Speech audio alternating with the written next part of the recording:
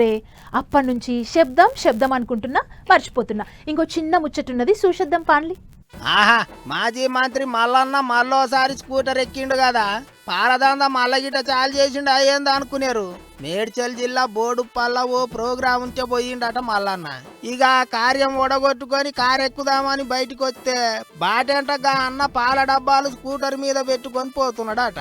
ఇక ఆ పాల డబ్బాలు స్కూటరు చూసటాలకు వెనకట తాను చేసిన పాల దంద యాదికొచ్చిందట మల్లన్నకు.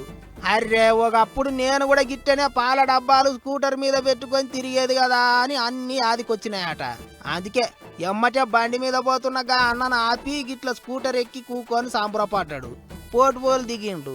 పాలమ్మినోళ్ళు ఎప్పటికైనా పైకొత్తరు, నువ్వు కూడా నా ఎంత గొప్పనివి కావాలి అన్నట్టు ఆ స్కూటర్ అన్నకు తన మెడలున్న చెల్లబట్ట తీసి కప్పిండు. మరిగా మల్లన్న మజాక ఎక్కడికి పోయినా పాలమ్మినా పూలమ్మినా కష్టపడ్డా అని తాపకోసారి చెప్తుంటాడు. మల్లన్నకు కష్టకాలంలో తోడున్నయి పాల డబ్బాలు స్కూటరేనట. అందుకే ఎప్పుడో 30 ఏండ్ల కింద మల్లన్న పాలు అమ్ముకునే టైంలో నడిపిన స్కూటర్ను ఇప్పటికీ ఇంట్లో భద్రంగా దాచుకున్నాడు. ఎన్ని పెద్ద పెద్ద కార్లు కొన్నా మల్లన్నకు తాను పాలమ్మిన రోజులల్లో నడిపిన స్కూటరే మస్తు పాయిరమాట. అందుకే గిట్ల బాటెంట పోతున్న బండిని ఆపి మరి దాని మీద ఊకొని సంబరపడ్డాడు. ఏమైనా స్కూటర్ అంటే సారుకు మస్తు పాయిరమే ఉన్నది అనుకుంటారు ఇప్పుడు అందరూ.